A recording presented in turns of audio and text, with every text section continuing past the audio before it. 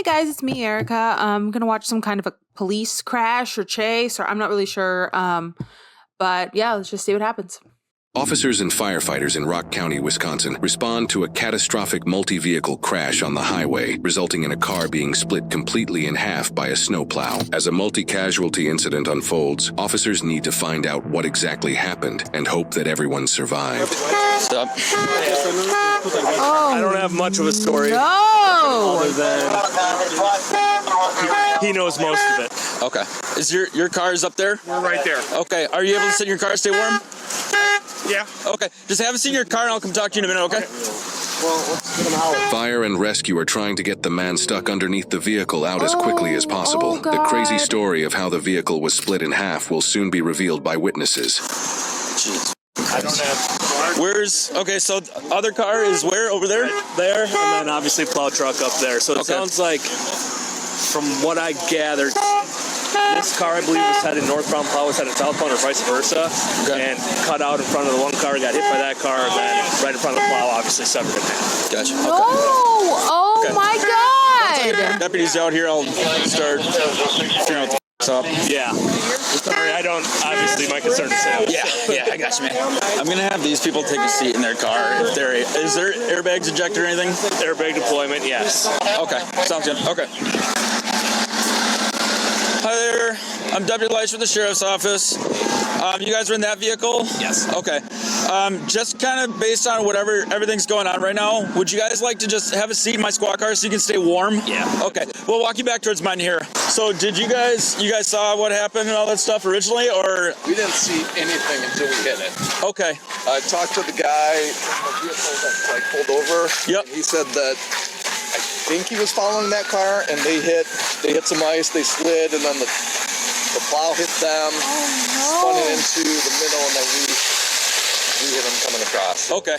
While this explanation describes most of how the crash occurred, it doesn't explain how the man trapped underneath the vehicle got there. Through further investigation, officers will soon find out. So just because there's like a bump in the back, I'll have one of you go on one side, one of you go on the other side, okay?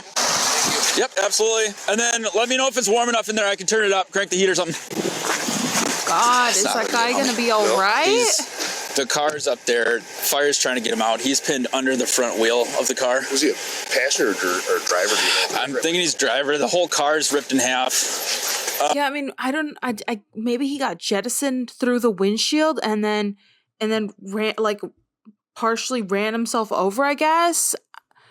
God, driving is so fucking dangerous, especially when there's freaking ice and snow and shit. And, it's Texas and it's January and we're going to be getting into the actual cold months where we're going to be getting ice and stuff and snow and everything. So sorry. We're going to be getting ice and snow and everything. And I just worry about my parents driving to work and stuff. It's just so fucking dangerous. Everybody just, like, I know that it's like becomes this like monotonous thing that you do every single day and it just seems like just another day, but it is so dangerous to be driving and just be careful, man. But anyway, let's let this play out and see if we can figure out exactly what happened. But that's my guess, is that maybe he went through the windshield or something, or got thrown like out of the car somehow, like, because the car clearly got hit fucking hard if it broke in half, and then somehow just got underneath the front and it just kind of rolled. Hopefully it had slowed down and hopefully he's gonna be okay. So these folks from this car over here are in the backseat of my car. Okay. Another car, I told that gentleman to have a seat in his car. I guess he saw it. Oh. Okay. And then the plow truck's in front of him. So once we get this guy out and all that shit, then we can tag team it or whatever you want to do. Yeah. Is your car unlocked? Yeah. We're just going to check on the two. Yeah, they're in the backseat of the Charger. It should be unlocked.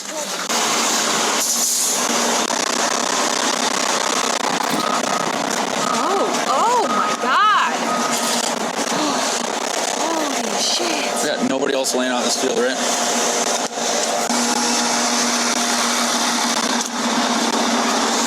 Wow. That makes a lot of sense. Yeah. thing's just like pure Firefighters are steel. able to get the man stuck underneath the car out and need to get him to a hospital immediately. Which hospital you guys going to? UW? Okay. Oh my He was god. northbound, both other vehicles are southbound. Okay. I'm going to do a walk through this other field just to make sure no other buddies laying out there. But let's just spread out like 25 feet apart and then go that way. All right, so let's take it north because that's the other half of that car.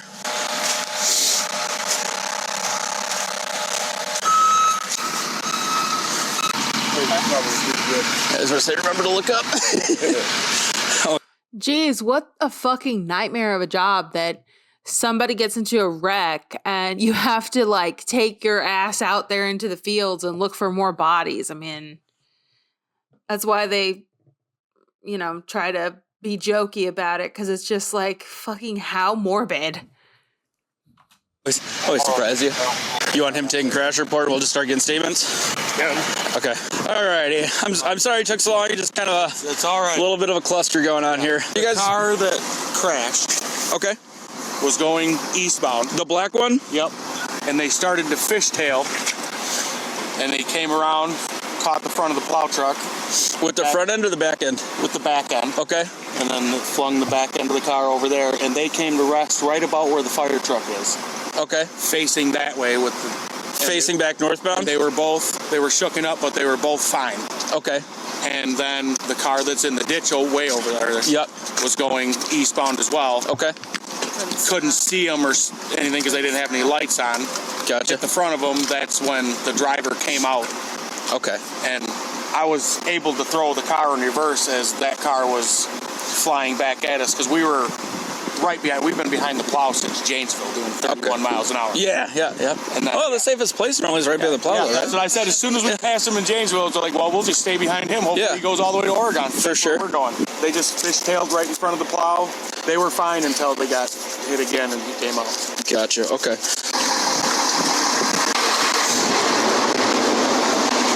So what it sounds like happened is that black car was coming southbound around the corner, started to fishtail. The ass end clipped the front of the plow truck, spinning it around, and the back half like flew off. Right. It was in the middle of the road facing northbound. This car was still coming southbound. It didn't have any lights on it or anything like that, so they fucking clipped it. Did you figure out like what exactly happened, or did you get the whole story? I got the story from him. Okay. Dude was coming southbound. Yep. Lost it. He said it looked like his rear end came out. Yep. Caught the wing of the plow, and that's what ripped the vehicle apart. Yep. And then BMW came along, didn't see it, and just hit him. He was dead in the road. Yeah. And then it knocked him. That's what I got that's out of the Honda too. But it Wow. sounds like the driver of the Ford was out of the vehicle when the vehicle got hit again. So that kind of explained him being probably on the tire. Okay. So, yeah, it's not ejected, but it's probably all going, holy crap, we just got in a crash. Yeah. And then gets hit Now that again. officers have the details of Fuck. what happened, they need to do field sobriety testing to confirm no one was under the influence. However, when the officer returns to his vehicle to get the male and female from earlier, he's met with a surprise. What? Do you have anybody sitting in your car? No? Need somebody? So the two people in the BMW were sitting in my squad. Now I don't know where the they're at. These people that were in my car are in this ambulance? 12 drivers in this one. You guys have the folks from the BMW? We do, yeah. Okay. We were just finishing up with them. So you guys were headed okay. home, I'm assuming? Yeah, okay. Where are you guys coming from tonight? Muskin Lounge on Monona Drive. Is that like a bar or something like that? Okay. Did you have any drinks or anything? She was drinking pretty good. I had a couple drinks, and then I had 2 or 3 Diet Cokes at the end of the night. So. Okay. What do you typically drink, or what did you drink tonight? I had half a PBR, or like a third of a PBR. Okay. And then because I couldn't down it, and then I had like 1.5, like 5% alcohol beers. Okay. Do you feel like you're under the influence or anything at this time or anything like that? Okay. Just kind of based on what's going on tonight, I'm going to ask that you do stand-up field sobriety testing, and as long as you're good to go home tonight. Okay. So if you guys are good, I'll have you step out, and then we'll go through that process real quick, and then we'll get you on your way. Okay. I'm gonna try to get this with you as fast as possible here. The rain's coming this way. I'll have you face this way. Face this way. Okay. Yeah, so the rain's not hitting you in the face, okay? Yep. Do you have any kind of like knives on you or anything like that? Nope. All right. So first part is an eye exam. Just look at the tip of my finger, okay? Mm-hmm. And following with your eyes only. Yep. Remember keeping your head still.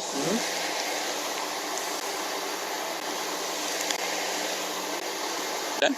All right, so you can relax for a sec. Okay, so this next one's just a walking test, okay? Do you have anything going on with your ankles, knees, hips, injuries from the crash, or anything that would prohibit you from taking 9 steps heel to toe in a straight line? No. Okay. You're going to take 9 heel to toe steps in a straight line, and then 9 heel to toe steps on the way back, counting your steps out loud. So 9 forward, 9 back. Yep. All right, you may begin when you're ready. And I count them on as I go? Yep, count them, looking at the tips of your toes. Okay. 1, 2, 3, 4, 5, 6, 7, 8, 9. So with the left again? Yep. 1, 2, 3, 4, 5, 6, 7, 8, 9. So the next one's going to be a balance test. Okay, so that's going to be raising 1 foot of your choosing for a duration of time. You're going to count 1001, 1002, 1003, and so on until you're told to stop. When Sergeant Shower tells you to begin, you may begin the test. Go ahead and begin.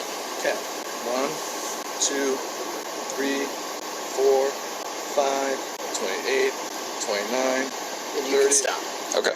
So the next portion I'm going to ask is a preliminary breath test. Yeah. Would you be willing to do that? Absolutely. Okay. Now this is going to be like blowing a balloon. What I want you to do is take a deep breath in, and it's a strong, steady blow. Okay. You can go ahead. Hold it. Sure. Okay. All right. Deep breath in and go. Blow harder, harder, harder. Keep going, keep going, keep going, keep going, keep going. All right, you're good. It clicked. Perfect. All right, so you know the legal drink limit in the state of Wisconsin? 0.08. Correct. Do you believe you're above or below that? I believe I'm below. Okay. I believe you're below also. Can't see it. 0.012. Okay. So obviously, like you said, you had a couple drinks about a couple hours ago. Yeah. You're not going to be placed in custody for OWI or anything like that tonight. I just had to verify based on the crash for all of our information. Okay. Absolutely. So as long as, do you have any questions for us or anything like that? I don't know. Okay. For better understanding of what happened, this car took a right turn onto the highway and began fishtailing due to icy road conditions. Then the plow that was passing hit the car, splitting it in half. The rear half went flying into the field, while the front half came to a stop in the road with the driver still inside unharmed. The driver then exited what was left of his vehicle, and at this point, due to low visibility, another vehicle containing the male who was field sobriety tested ran directly into it, throwing the front half as well as the driver into the field, trapping the driver underneath it. We were able to independently confirm that all involved parties survived, while it was confirmed that no one was under the influence while driving. Under Wisconsin law, drunk driving is a non-criminal offense for the first 3 times caught. The state has among the highest rates of drunk driving fatalities in the Midwest. Whether it's weather conditions or deciding to get an Uber, it's extremely important to drive responsibly. Yeah, I'm honestly horrified by that. Something to think about when you're fucking in Wisconsin. If you drink a fucking drop of alcohol, I don't think you should drive. They got freaking Ubers, and I don't drink. You know I don't drink a drop. So maybe I'm a little bit, maybe some people would think that's extreme, but it's just not safe. It's just not safe. And I don't think that should be the law, that you can drink. You can get a driving under the influence 3 times before you get in any trouble. Of course they have the highest rates then, because there's no deterrent. There's nothing. It's just, yeah, I mean, it's whatever, I've only been caught once, so it's cool. I'll just do it again. You know what I mean? It's just very frustrating to hear about some of these laws. But anyway, thank you guys so much for watching. Please like, comment, and subscribe. Check out my other videos. I just recently did a crazy ass video that was just chaos incarnate. Anyway, thanks for hanging out with me.